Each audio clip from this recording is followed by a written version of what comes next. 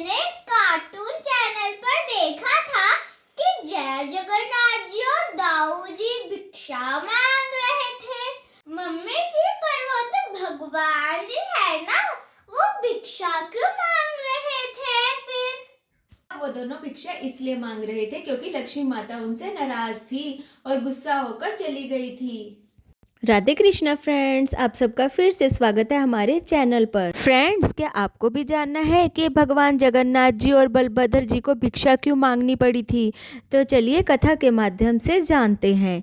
एक बार की बात है, श्री मंदिर में माता लक्ष्मी बड़े लाड से ठाकुर जी के पास आई और उन्होंने हाथ जोड़कर प्रभु से विनती की, हे नाथ, आज मेरा गुरुवार का व्रत है और मैं आपकी आज्ञा हो तो जरा नगर घूमने जाना चाहती हूँ।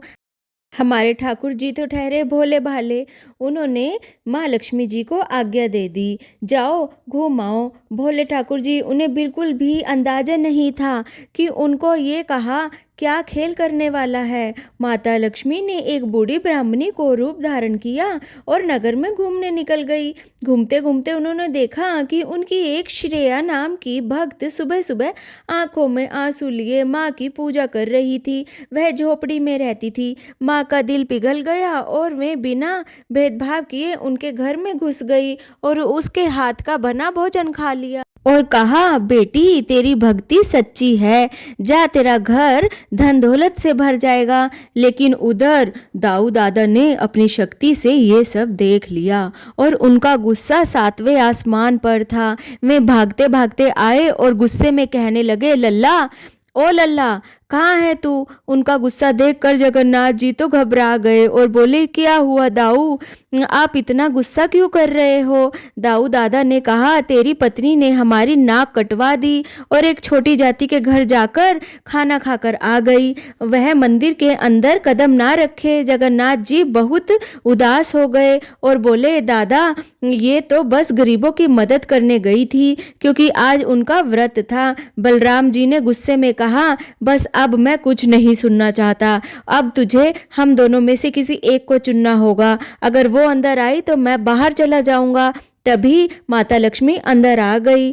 तब जगन्नाथ जी ने उनसे कहा, देवी, दादा नाराज हैं, तुम अंदर नहीं आ सकती। माँ लक्ष्मी की आंखों में आंसू बहने लगे। वे गुस्से में बोली, जिस व्यक्ति के लिए मैंने सब कुछ छोड़ दिया वो आज मुझे घर से निकाल रहा है। तब माता जी ने अपना पल्लू झटका और कहा कि सुनिए जगन्नाथ, आज मैं आपको श्राप देती हूँ। जिस खाने और खजाने पर आप दोनों भाइयों को इतना घमंड है वो सब मेरे साथ साथ जाएगा। आप दोनों दाने दाने को तरसोगे। जब तक मैं तुम्हें खुश होकर नहीं खिलाऊंगी तुम दोनों का पेट नहीं भरेगा। इतना कहकर माता वहाँ से चली गई। वे सीधे समुद्र किनारे पहुंचकर विश्वकर्मा जी से बोली, मेरे लिए यहाँ एक ऐसा महल बनाओ जो मंदिर से भी अधिक सुंदर हो। तभी वहाँ एक बहुत सुंदर महल बन गया और माता ने तभी मंदिर से सारा सामान खाली कर दिया, यहाँ तक कि सारे गद्दे भी जिस पर दोनों भाई बहुत आराम से सोते थे। अगली सुबह जब दोनों भाई सोकर उठे तो देखा पूरा मंदिर खाली पड़ा है और मंदिर में खाने के लिए भी कुछ नहीं था। तभी दाऊ जी ने जगन्नाथ जी से कहा, लाला, हमारा सारा सामान कहाँ गया? जगन्नाथ जी बोले, दादा, लगता है सब कुछ लक्ष्मी अपने साथ ले गई। अब बलराम जी ने मुंह बनाकर कहा, जाने दे, एक औरत के जाने से हम भूखे थोड़ी मर जाएंगे, अपना खाना खुद बना लेंगे, चल रसोई में। जब वे दोनों रसोई में गए तब उन्होंने देखा कि रसोई में डिब्बे सब खाली पड़े थे। वे भंडारघर गए। भंडारघर में देखा वहाँ चूहे दौड़ रहे थे। प्यास लगी तो तालाब पर गए, पर जैसे ही झुके पानी कीचड़ बन गया और शाम को भूख के मारे दोनों का बुरा हाल हो गया। तब दाऊ जी बोले, चल लाला, भेष बदल ले, अब तो भिक्षा ही मांगनी पड़ेगी। तब दोनों भाई भेष बदलकर भिक्षा मांगने चले गए।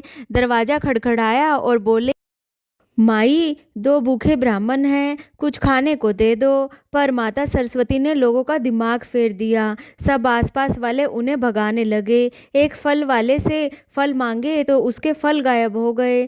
तब फल वाले ने जोर से कहा, अरे लगता है तुमसे तो लक्ष्मी माता की दुश्मनी है। गिरते पड़ते दोनों भाई महल तक पहुंच गए। वहां दासियां खड़ी थी। तब उन्होंने दासियों से कहा, देवियों हम बहुत भूखे हैं, कुछ भीख दे दो। तब दासियां उनको देखकर उनका मजाक बनाने लगी, उन पर हंसने लगी। तब दाऊ जी ने उन्हें कहा, हम उच्च जाति के हैं, हमें पका हुआ खाना नहीं बल्कि हमें तुम कच्चा खाना ही दे दो, हम उसे ही पकाकर खा लेंगे। सामान मिल गया, दोनों ने चूल्हा जलाया। तब बलराम जी बोले, लल्ला तू सब्जियां काट ले, मैं चूल्हा जलाता हूँ। पर चमत्कार देखिए, माचिस घिसते घिसते तिलिया खत्म हो गई पर आग नहीं जली और चारों तरफ धुआं धुआं हो गया और दाऊ जी की आंखें भी लाल हो गई। भूख के मारे उन्होंने हांडी पर लात मारी और रो पड़े और बोले, धत तेरे की, हमसे ये नखरे नहीं होंगे, अब तो जैसा खाना है हमें खाना ही पड़ेगा। और दासियों से कहा, हमें तो पका हुआ खाना ही दे दो। तब माता लक्ष्मी ने सोने की थाली में 56 भोग परोसकर भिजवा दिए।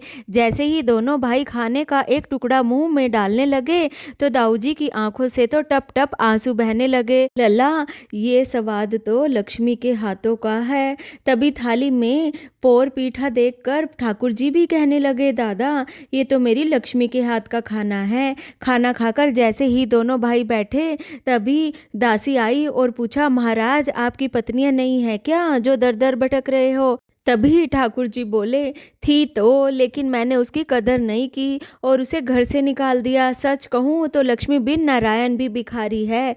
तभी पीछे से आवाज आई, अब अकल आई। सामने देखा तो लक्ष्मी जी खड़ी थी। तब दाऊ जी दौड़ कर गए और हाथ जोड़कर बोले, अरे देवी तुम चाहो तो मेरे कान खींच लो पर हमें छोड़कर मत जाना। मैं समझ गया घर की स्त्री ही घर की असली दौलत है और कसम से आज इसके बाद तुम जहाँ जाना चाहो जाओ, अब कुछ खाने को दे दो। जगन्नाथ जी ने भी प्रेम से हाथ बढ़ाया और लाड से बोले, देख लिया प्रिय, शेर जैसा मेरा भाई आज भीगी बिल्ली बनकर बैठा है, चलो अब घर चलो। लक्ष्मी जी ने नखरे से अपना पल्लू सही किया और तिरछी नज़र से बोली, इतनी आसानी से नहीं जाऊंगी प्रभु, अभी तो आप कह रहे थे हम अपना खाना खुद बना लेंगे। तब दाऊ जी बोले, मैंने अपनी बात वापस ले ली, अब हमें माफ़ भी कर दो। माता लक्ष्मी हंस पड़ी और बोली, ठीक है पर मेरी एक शर्त है, वचन दीजिए आज से मेरे प्रसाद में कोई भी जाति पाति का भेदभाव नहीं होगा और मेरा प्रसाद कैवल्य कहलाएगा। एक ब्राह्मण एक चंडाल के हाथ से छीनकर भी मेरा प्रसाद खा सकेगा और कोई अपवित्र नहीं होगा।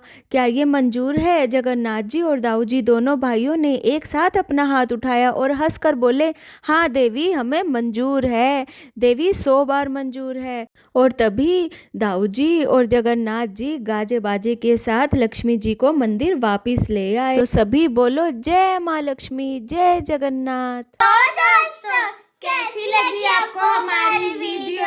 अगर हमारी वीडियो अच्छी लगी है तो इसे लाइक और शेयर करना मत भूलिएगा। और हाँ दोस्तों, अगर आपने हमारे चैनल को अभी तक सब्सक्राइब नहीं किया है तो इसे सब्सक्राइब कर लीजिएगा और दोस्तों बेल आइकन पर प्रेस करना भी मत भूलिएगा। और दोस्तों